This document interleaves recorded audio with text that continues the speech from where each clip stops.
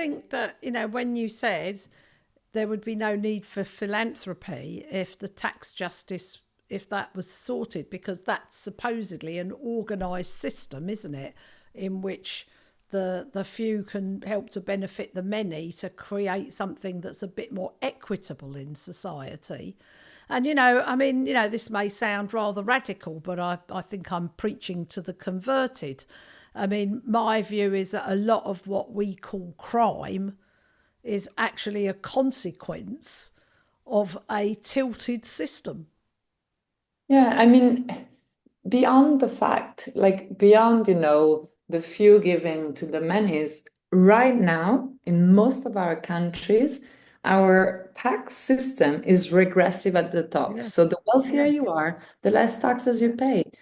Just that is basically unfair. And on top of that, if you are wealthy, as we said, there is the wealth defense industry that is organized to optimize, as it's called, for reducing taxes. And I am recently non-dom, like I was part of the non-dom, and I was feeling so uncomfortable when every year after year, my tax advisor was telling me, "You're non-dom, you're only bringing in capital, you have no tax to pay."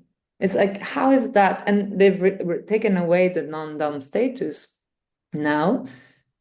And now there is all this like media coverage about all these wealthy people leaving. And I like to question that. I like to question people that are leaving a country because they need to pay what is fair tax. I'm not sure that many are leaving because of that. I think maybe it might be the one extra thing that makes them leave, but I don't think people, generally speaking, choose a country because of their tax system.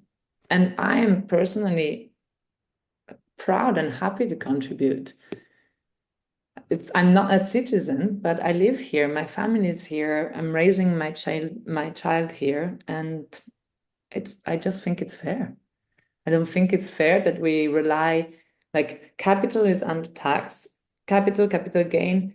And on the other hand, the pressure on working people is so high that some people get into poverty because of the tax system. How fair is that? How is it possible that there are so many that can't make ends meet while so few have far more than they would ever need?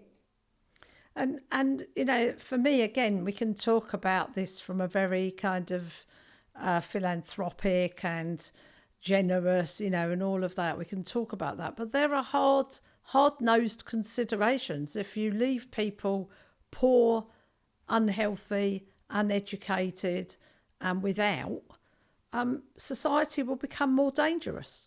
I mean, at a very practical level, without even thinking about being nice to anybody, that equation is just factual.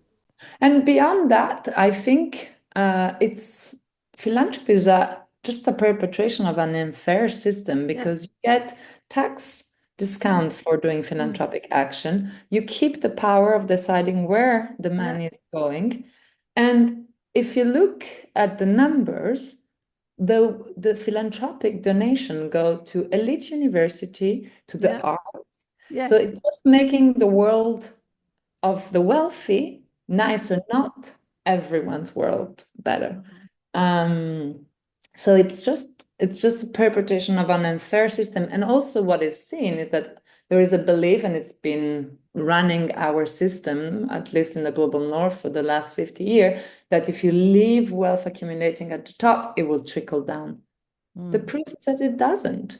Only 10% of ultra high net worth individuals are engaged in philanthropy. And as I was just saying, this is not strategic philanthropy. This is philanthropy to keep Yeah. that world beautiful.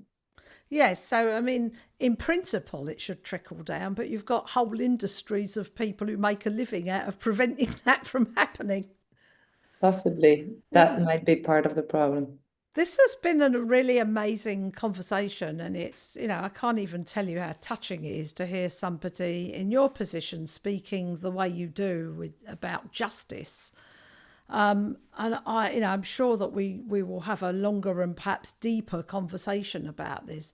But this podcast is called All Things Conflict, and I think what you've opened up is not just your own journey through, shift and change and breaking the mold and changing the direction of a family and therefore its legacy, but also all the other conflicts that arise in society from the way that we've grown and developed it.